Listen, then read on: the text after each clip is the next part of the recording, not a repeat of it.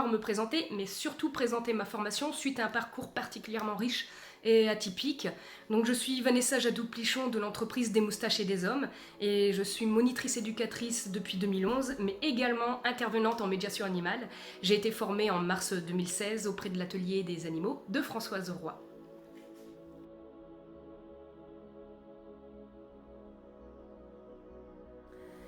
Donc avant d'être diplômée monitrice éducatrice, je suis passée par une école supérieure d'art et de design durant 3 ans.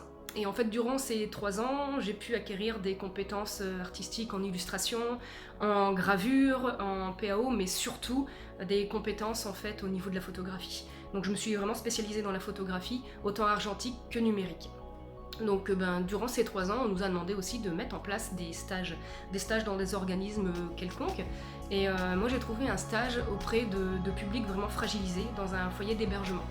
Et durant ce stage, j'ai vraiment pris conscience que mon parcours professionnel allait vraiment et très certainement changer. Donc vraiment, je voulais partir dans la photo publicitaire. Et suite à ce stage, j'ai pris conscience d'énormément de choses. Et je souhaitais mettre vraiment mes compétences artistiques au profit des publics fragilisés. Donc, suite en fait à cette formation artistique qui a duré 3 ans, je suis partie en recherche d'une formation, d'une école, éducateur spécialisé, et je l'ai trouvée sur Arras. Donc voilà, je suis entrée en moniteur éducateur. Donc suite aux 3 ans passés en école d'art, j'ai pu enfin entrer en formation de monitrice éducatrice. Et durant ces 2 ans de formation, j'ai pu découvrir en fait différents publics, différentes institutions à travers mes stages. Et à travers ces stages, j'ai pu mettre en place en fait mes compétences artistiques, donc surtout photographiques comme je l'ai dit tout à l'heure. Et tout ça m'a vraiment beaucoup plu, tout ça a touché le public et surtout les professionnels en fait qui me demandaient comment on pouvait utiliser les supports artistiques en support éducatif en fait. Donc je me suis dit aussi que ce serait peut-être bien d'acquérir d'autres compétences artistiques parce que c'est vraiment un monde qui me plaisait à la base. Et pendant cette formation de monitrice éducatrice, je me suis dit allez, pourquoi pas s'inscrire à la fac. Et donc j'ai fait en même temps que cette formation de moniteur éducateur une licence en lettres et arts où j'ai pu en fait découvrir le monde du théâtre, mais surtout le monde du théâtre jeunesse. Et donc suite à cette licence art du spectacle, j'ai acquis en fait de nombreuses compétences en ce qui concerne le théâtre jeunesse.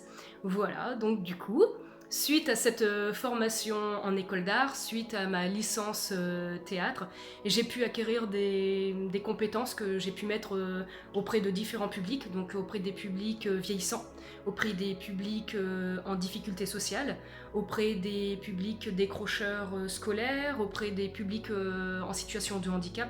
Vraiment, c'est très diversifié et j'ai vu qu'en fait, ces supports artistiques une fois vraiment retravaillé de façon éducative, pouvait apporter énormément de choses et apporter des choses totalement différentes d'un public à un autre, mais ça apportait aussi énormément de choses aux professionnels en fait qui m'accompagnaient.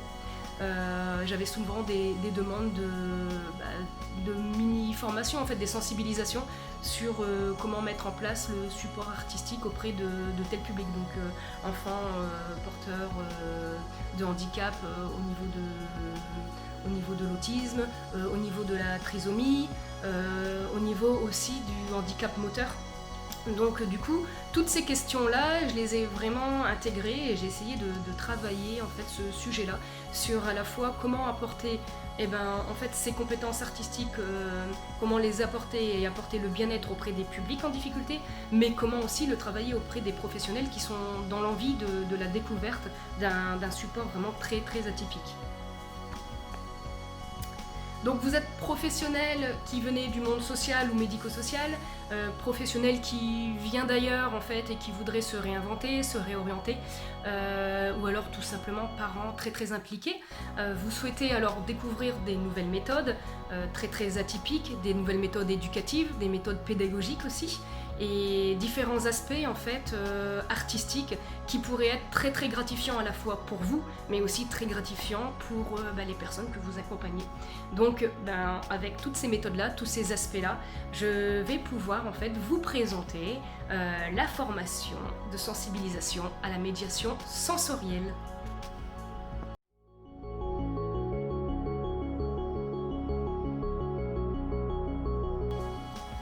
Et donc à travers cette formation, vous allez pouvoir en fait découvrir 3 approches sensorielles.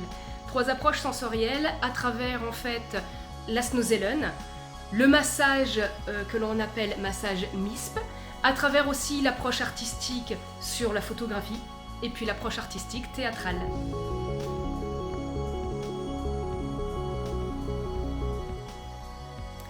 Et donc la Snozellen, eh bien qu'est-ce que c'est pour ceux qui ne connaissent pas? La Snozellen n'est en rien une technique en fait éducative, pédagogique, c'est pas une méthode thérapeutique non plus, on va plutôt parler de démarche philosophique, d'état d'esprit en fait, où on va pouvoir proposer au public que l'on accompagne un monde, un environnement sécure qui va pouvoir toucher les 7 canaux sensoriels. Et donc du coup, à travers ces 7 canaux sensoriels, la personne va pouvoir se découvrir, découvrir l'environnement sécure. Et c'est en rien une démarche directive, surtout pas. On est vraiment là dans un état d'esprit de bien-être, en totale bienveillance envers la personne que l'on accompagne. Ensuite, dans les autres approches sensorielles, nous avons aussi l'approche de massage, que l'on appelle massage MISP, en fait, qui est une approche de massage dans les écoles. Donc ces massages-là ont vu le jour grâce à une Suédoise et une Québécoise par l'association MISA International, et suite à cela, il y a eu l'association MISA France. Donc en fait, l'idée de cette association, c'est vraiment de promouvoir les massages dans les écoles, parce qu'à l'heure actuelle, en fait, on est dans un rythme fou, très accéléré, où les parents n'ont plus du tout le temps le matin, et donc du coup, ça bouscule les enfants qui ne sont pas très bien, qui vont à l'école très très fatigués, et qui ne sont pas du coup très attentifs pour les exercices et les apprentissages. Donc en fait, ces 2 dames-là ont voulu mettre en place un projet de bienveillance et surtout de bien-être corporel pour pouvoir libérer l'esprit pour la réflexion plus tard. Et donc ce projet-là est vraiment un massage qui va de l'enfant à l'enfant. Ce n'est pas un massage que le professionnel en fait offre à l'enfant. Les adultes n'ont pas du tout le droit au toucher sain, ce qu'on appelle le toucher sain. On va pouvoir le voir pendant cette formation. Donc voilà, cette idée de massage est vraiment de mettre en place une méthode relaxante et une méthode qui permet en fait de découvrir son corps, de découvrir l'autre, de découvrir aussi le respect. Voilà.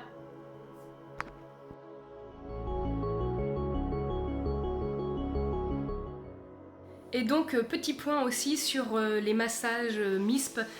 Durant cette formation, je vais plutôt vous sensibiliser en fait au massage dans les écoles, et je ne vais pas du tout vous former à la technique entière des massages MISP, parce que je ne suis pas formatrice MISP, mais simplement instructrice. Et en fait, en qualité d'instructrice, je suis là en fait pour promouvoir ce projet de massage dans les écoles.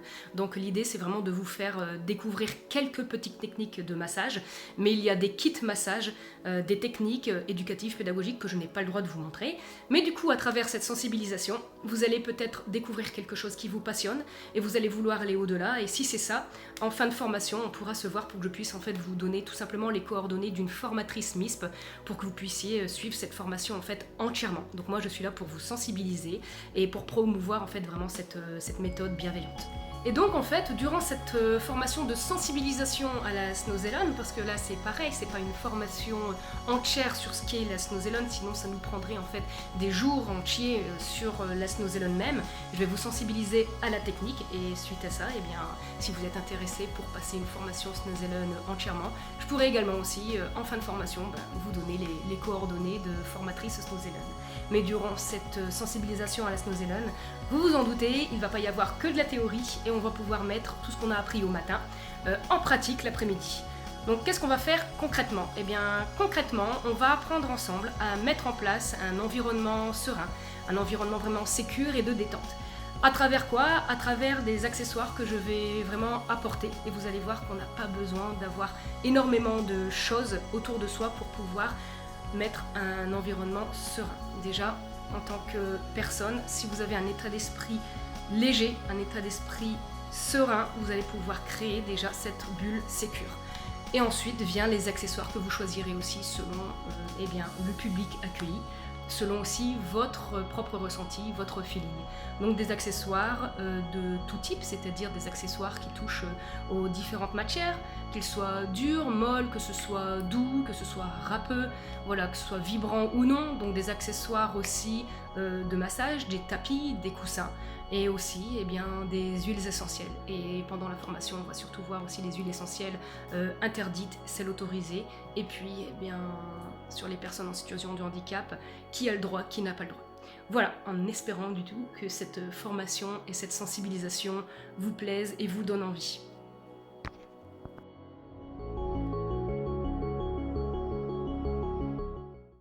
Donc voilà, on a vu l'approche Snozellen, l'approche aussi massage MISP, et maintenant on va voir les approches artistiques. À travers l'approche artistique, nous allons voir donc du coup le support photographique et le support théâtral. Donc qu'est-ce que l'on va faire en photographie? Eh bien c'est simple, comme Snozellen et MISP, le matin est dédié en fait à la théorie et l'après-midi à la pratique. Donc en photo, en fait, je pars du principe que si on souhaite réaliser des activités photographiques avec un apport pédagogique et éducatif, il faut un minimum de connaissances en fait sur l'histoire photographique. Donc on ne va pas faire une formation sur l'histoire de la photographie, mais je trouve que c'est vraiment très important d'avoir quelques petites bases. Donc voilà, au matin on va voir l'histoire de la photographie, comment elle est née, comment le terme est né, son évolution. Et puis surtout aussi, comment mettre en place auprès de publics différents la photographie à travers eh bien, les réflexes numériques. Donc on ne mettra pas en place d'argentique parce que l'argentique c'est quelque chose de très spécifique où on a besoin de produits chimiques, où on a besoin de pellicules et de vieils appareils et où surtout on a besoin d'un labo photo, forcément, une pièce noire. Donc là on verra la photo numérique et comment mettre en place différentes activités. Donc ça, c'est en théorie, et du coup, l'après-midi, on le verra en pratique. Donc soit par votre imagination, mais soit aussi par des activités que je vous ai toutes préparées, toutes faites. Voilà. Ensuite, en ce qui concerne eh bien, le théâtre, on ne va pas voir du tout comment mettre en place un spectacle de fin d'année. Et, on n'a pas besoin d'être un metteur en scène. Vous allez voir qu'avec un peu d'imagination, en fait, vous allez pouvoir créer de petites choses. Donc, on va voir surtout comment on met en place un projet en fait à long terme, c'est-à-dire sur toute l'année. Ou alors comment on met en place un projet qui peut se faire sur quelques jours ou se faire sur une semaine. Voilà. Donc il y en aura vraiment pour tout le monde et on va surtout parler de théâtre jeunesse à travers la valise théâtre. La valise théâtre, qu'est-ce que c'est? Eh bien vous allez pouvoir le découvrir durant la formation. C'est une petite valise à la Mary Poppins où il y a plein de choses à découvrir à l'intérieur pour pouvoir faire aller son imagination et puis les improvisations à travers des contes pour enfants. Voilà, j'espère du coup que cette sensibilisation à la formation de médiation sensorielle vous donne vraiment envie et je vous donne donc rendez-vous à la fin de cette vidéo sur mon Facebook et puis également à travers le contact Françoise Roy de l'Atelier des Animaux chez qui je vais pouvoir vous proposer ces formations. Voilà, merci à tous pour votre écoute.